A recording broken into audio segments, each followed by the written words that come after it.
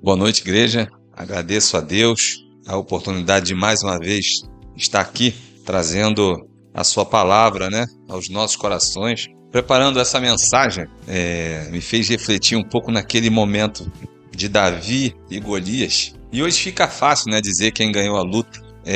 Hoje fica fácil dizer que foi Davi. Mas será que na época nós pensaríamos da mesma forma? Olhando um gigante, guerreiro, lutador, cheio de aparatos para uma guerra, E aí do outro lado um menino sem muita experiência de guerra, com 3 pedras na mão, sem escudo, sem espada. Começando a nossa reflexão desta noite e preparando esta mensagem, me veio esse sentimento. Em qual momento eu estaria, Em qual posição eu estaria nessa história? Sabendo que Davi iria ganhar ou sabendo que Davi iria perder? Queria que a igreja abrisse suas Bíblias em Êxodo 4. Nós vamos ler os versículos do 14 ao 17. Kelly falou agora, sobre essa questão da igreja vazia no domingo à noite. A gente fica pensando no livro de Salmos, onde pessoas peregrinavam para chegar até o local de adoração, até o local de adorar a Deus, entoando salmos. E às vezes nós, com tanta facilidade, com tanta oportunidade, não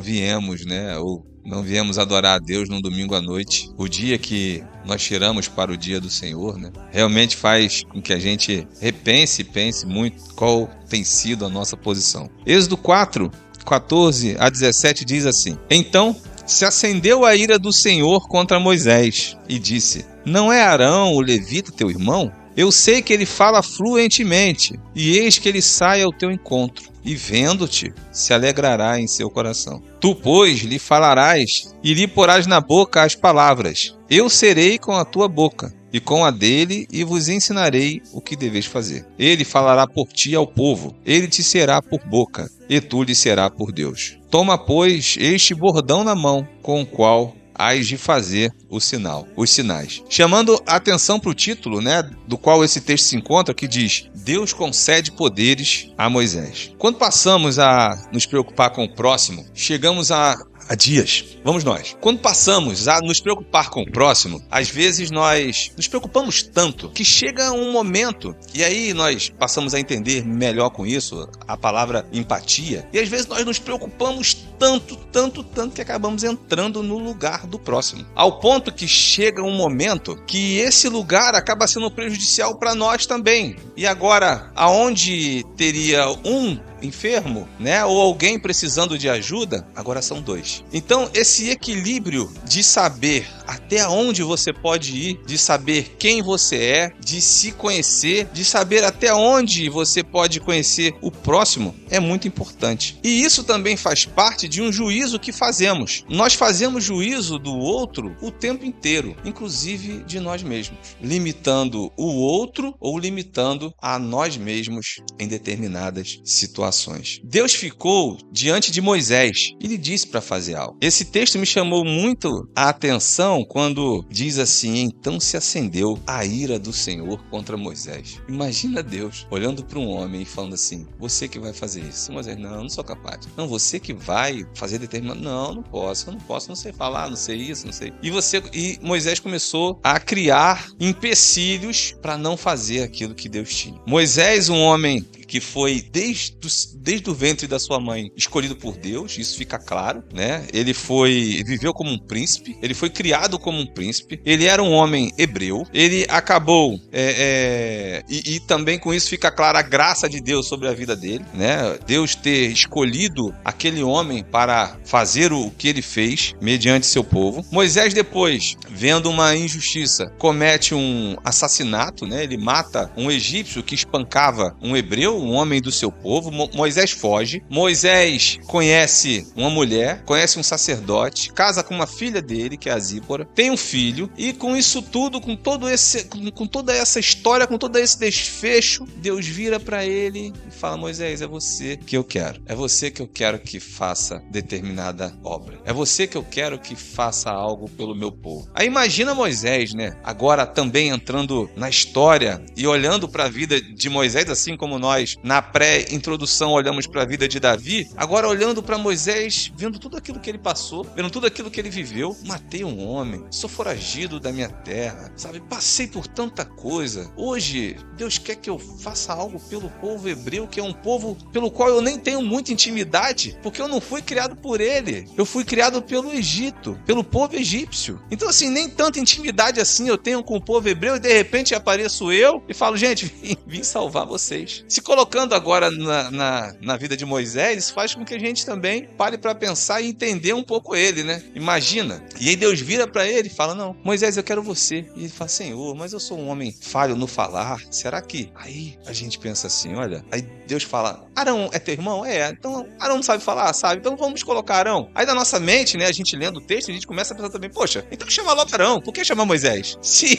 Se Arão sabe falar, é um homem eloquente, chama Arão. Para que tem dois? Chama logo um. A nossa visão racional das coisas limita, às vezes, em nós, na verdade, né, o próprio Deus. A nossa visão racional das coisas quer que Deus pense, às vezes, como nós pensamos. Deus sabe de tudo. Deus sabe quem ele vai chamar e por que ele vai chamar. Deus sabe que ele vai chamar você porque ele te conhece. O tema da nossa mensagem de hoje é: o Deus que quer te usar também te fez. Ou seja, ele te conhece. Ele sabe quem você é. Eu lembro do meu irmão. Meu irmão, ele falava que não ia para a igreja enquanto ele não se acertasse com Deus. Eu não vou para a igreja, eu sou muito falho. Eu tenho que parar tanta coisa, eu não vou para a igreja. Para mim, o cara que vai para a igreja tem que ser perfeito. Eu lembro dele falando isso. Ele não era cristão, hoje, graças a Deus, ele está na igreja e ele continua sendo o mesmo irmão. Graças a Deus, convertido, servindo a Deus. Mas eu digo, o mesmo homem, assim como eu, falho, pecador. E quem vai nos tratando, e quem vai nos orientando, e quem vai nos convencendo através da sua graça e o seu Espírito é o Senhor. Com isso, eu queria trazer primeiro questionamento desta noite, que diz: quem você acha que é? Chega a ser até um pouco arrogante, né? Ou algo meio intimidador, né? Quem você acha que é? Mas essa pergunta, na verdade, é uma pergunta para que você tenha uma reflexão de pensar em você mesmo. Quem é você diante de Deus? Quem é você diante do próximo?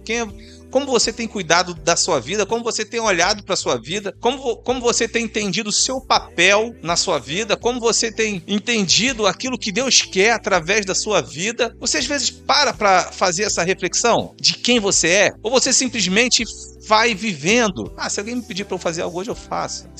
Vou acordar, fazer meus afazeres, eu tenho minha vida profissional, meu trabalho, e domingo é culto. Gente, domingo é culto. Tem que ir pro culto. Vamos lá, vamos pro culto. Você tem noção de quem você realmente é? Você tem pensado nisso? Preciso cuidar da minha saúde? E também faz parte de saber quem eu sou. Quais são as minhas limitações? O que eu preciso tratar? Parece algo bobo ou normal, mas nós não temos tido tempo para pensar quem nós somos. Quem é o Luiz Marcelo? Quem é você, Luiz Marcelo? Como a sua família te vê? Como a sociedade te vê? Conversando agora com o presbítero Roberto, ele falou de um homem que o homem não era aceito pelo próprio condomínio dele. As pessoas não gostavam dele. Esses dias eu almoçando com um amigo no trabalho, quer dizer, com dois amigos no trabalho, e eles falavam muito mal de uma pessoa, de uma terceira pessoa, e depois outras pessoas falando mal dessa terceira pessoa, eu nada tinha a ver com aquilo, eu só fico comendo, fico nem só ouvindo. Mas eu falo, aí chegou uma hora que eu falei assim: gente, é triste, né? É triste. Tanta pessoa falando mal de outra pessoa. Triste. Tanta pessoa querendo ver o mal de outra pessoa. Triste. Só que também faz com que a gente pense: e eu? E eu? Como eu tenho sido? Então, quem você acha que você é? O que você tem feito? E agora, diante do que Deus quer para as nossas vidas, como você tem agido diante de Deus? Será que você tem levado as coisas de Deus de qualquer jeito? Porque Moisés chega um momento que ele começa a entender quem ele é. Chega um momento que ele começa a entender quem Deus é. E ele já não questiona mais. E ele aprende. entende. Então, quando nós entendemos quem nós somos e principalmente entendemos quem Deus é, você sabe o que fazer. Você sabe como se comportar. Você sabe que até ali é com você, a partir dali é com Deus, mas você fez a sua parte. Então, entender quem você é muito importante. E é uma pergunta que é muito difícil de responder. Não é fácil. No RH, né? Se você chega para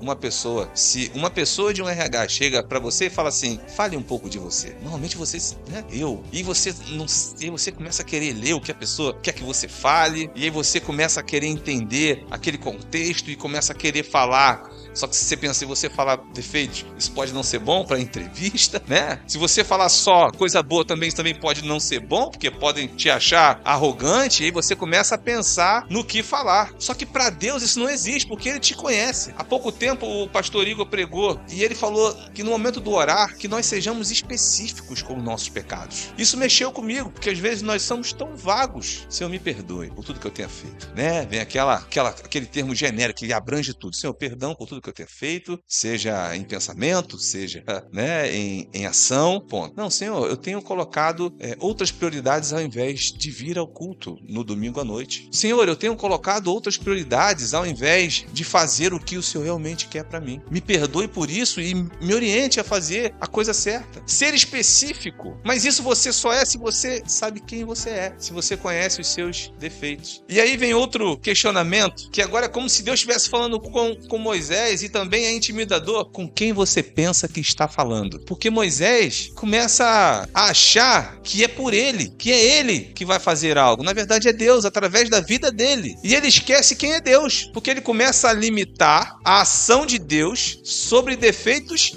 dele. Ele esquece do texto de Deuteronômio 31:8, que diz assim: o Senhor, pois, é aquele que vai adiante de ti. Ele será contigo, não te deixará, nem te desamparará. Não temas, não te espantes. Ele esquece de Êxodo 34:10, que disse: eis que eu faço uma aliança, farei diante de todo o teu povo maravilhas que nunca foram feitas em toda a terra, nem em nação alguma, de maneira que todo este povo em cujo meio tu estás, veja a obra do Senhor. Ele esquece Isaías 59:21, quanto a mim, esta é a minha aliança com eles, diz o Senhor, o meu espírito que está sobre ti, e as minhas palavras que pus na tua boca não se desviarão da tua boca, nem da boca da tua descendência, nem da boca da descendência da tua descendência, diz o Senhor, desde agora e todo sempre. Esse é o Deus que está falando com Moisés. Este é o Deus que está falando com você. Esse é o Deus que te chama para fazer. É o Deus que vai adiante de ti. É o Deus que vai te ensinar a fazer. É o Deus que vai te proteger. Essa história, logo depois, né, Moisés começa a fazer milagres através de seu bordão, e aí é interessante que você começa a ver o homem tentando disputar com Deus. Porque Moisés faz um milagre, aí Faraó fala assim, chama os magos. Aí os magos repetem. Moisés faz outro milagre, Faraó, chama os magos. E os magos repetem. Aí eu imaginei assim, aí eu fiquei pensando na nossa vida, né? Do homem tentando o tempo inteiro querer disputar com Deus. Só que chega uma hora que os magos não conseguem mais imitar a Deus. Chega uma hora que é Deus quem faz. Chega uma hora que Deus fala, não, agora acabou, agora só vai dar eu. E ponto. Só que só quem vê isso é quem está com ele. Às vezes as coisas do mundo quer nos confundir dessa forma. Pô, mas fulano também fez. Mas fulano também faz isso. E você ficar confuso, mas o nosso Deus é diferente. O nosso Deus, ele tem um propósito, ele vai até o fim. O nosso Deus é o único Deus que te dá a salvação. O nosso Deus é o único Deus que te dá a vida eterna. E aí, nesse momento, não tem ninguém para copiar, não tem ninguém para fazer. Então, repetindo a frase, com quem você pensa que está falando, que nós reflitamos nessa frase. É o meu Deus que está fazendo. Quando você for orar por alguém, é Deus quem vai fazer. Você ora com fé. Ora como Davi. Davi chegou lá no meio do arraial, 1 Samuel 17:32, diz que estava todo mundo lá com medo de Golias, todo mundo cheio de... Todo mundo preocupado com Golias e tal. E aí Davi chegou na tenda de Saul e fala assim, 1 Samuel 17:32, diz assim Davi a Saul, não desfaleça o coração de ninguém por causa dele. Teu servo irá pelejar contra o filisteu.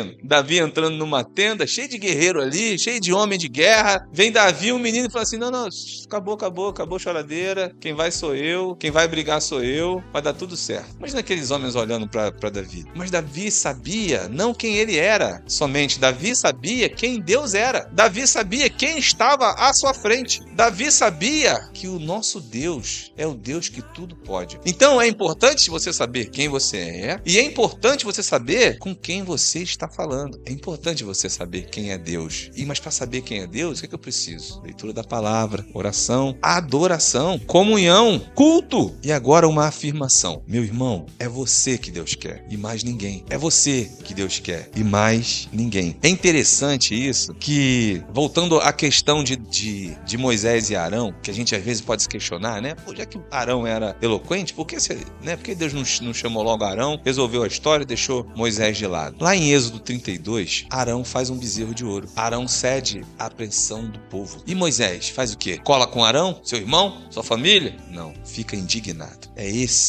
por isso que Moisés foi o escolhido e não Arão. Porque Moisés, diante daquilo tudo que aquele povo já tinha vivido, aquele povo já tinha visto o mar se abrir para eles passarem. Aquele povo já tinha visto diversos milagres. E mesmo assim, Arão cedeu à pressão do povo e fez um bezerro de ouro. Moisés, naquele momento, já entendia quem ele era e quem era Deus. E ele olha para aquela ação, olha para aquele bezerro e se indigna. E fica irado, e fica nervoso. Por isso que foi Moisés o escolhido. E é por isso que você é o escolhido. E é por isso que Deus pegou você, aonde você estava, e falou, é você que eu quero. É você, Adalcio, é você, Jocinei, é você, seu Roberto, Mariana, Ianca, Kelly, nome a nome. Rosângela, Roger, Rafael, tá fácil hoje, né? Falar todo mundo. É você que Deus quer, não é outro. Ele escolheu você. E no decorrer da história, ele até, na sua graça, nos demonstra alguns exemplos de pessoas que tentaram resistir e sofreram com isso, mas onde não mudou nada o fluxo da história daquilo que Deus queria. Então, assim, não adianta você querer resistir, porque a graça do Senhor é irresistível sobre as nossas vidas. É você. Não adianta Moisés chegar e dizer para Deus que é isso, que é aquilo, que é falho no falar, que é gago, que é aquilo outro. É você, Moisés. Aquele homem foi bênção durante 40 anos. Aquele mesmo Moisés que nós falamos na explicação do texto. Um homicida, que foi um homem falho, pecador. Aquele mesmo Moisés foi quem Deus escolheu para ser bênção no seu povo. E durante 40 anos, fazer milagres, ser usado por Deus para fazer milagres no deserto. Meus irmãos, que nós possamos ter consciência de quem nós somos e nos alinharmos a esse homem que Deus quer que sejamos, a essa mulher que Deus quer que sejamos, a pararmos e pensar o que nós temos feito como servos do Senhor, do que nós temos feito com a nossa vida. Será que temos cuidado da nossa vida como deveríamos cuidar? Será que temos cuidado da nossa família como temos que cuidar? Hoje, na parte da manhã, eu estava conversando com o Paulo ali, após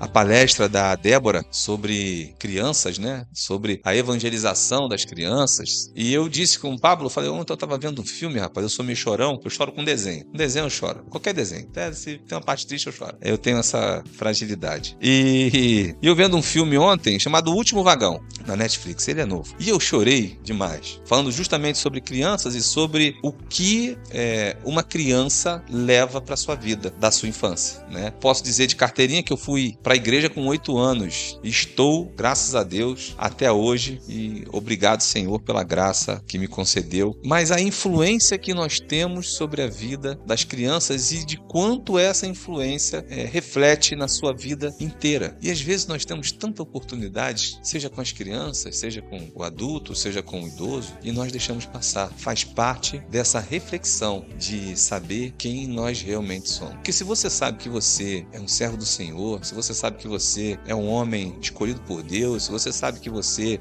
tem tanto privilégios da graça do Senhor abundantes sobre sua vida, quanto deveres da palavra, que a própria palavra nos dá de ser bênção, de ser servo, de servir, nós agimos ou agiríamos diferente. Que que nós saibamos quem nós somos, com quem nós temos falado e que nós saibamos que não tem jeito, somos nós mesmos. Então que paremos de resistir ou de querer resistir àquilo que Deus tem na nossa vida, paremos de perder tempo e façamos aquilo que Deus quer com as nossas vidas. Que Deus abençoe toda a igreja, que Deus abençoe as nossas vidas, em nome de Jesus. Só fazer uma oração. Pai, muito obrigado, Pai, pelo teu cuidado, pelo teu carinho, pelas tuas orientações, através da tua palavra, Pai. Essa palavra, Pai, ela veio ao meu coração, creio que tenha vindo ao coração dos teus servos também, e que nós possamos, Pai, saber quem nós somos, saber quem o Senhor realmente é, e que nós possamos te agradar fazendo aquilo que o Senhor quer que façamos. Que nós possamos ser bênção na vida dessa igreja, na vida da nossa família, na vida da nossa comunidade, do nosso trabalho, que aonde quer que estejamos, possamos levar a sua imagem e semelhança. Em nome de Jesus. É o que te pedimos e te agradecemos. Obrigado por tudo. Amém.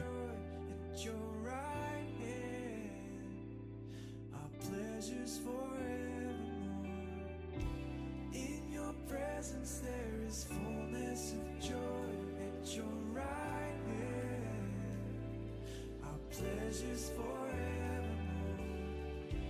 In your presence there is fullness of joy, at your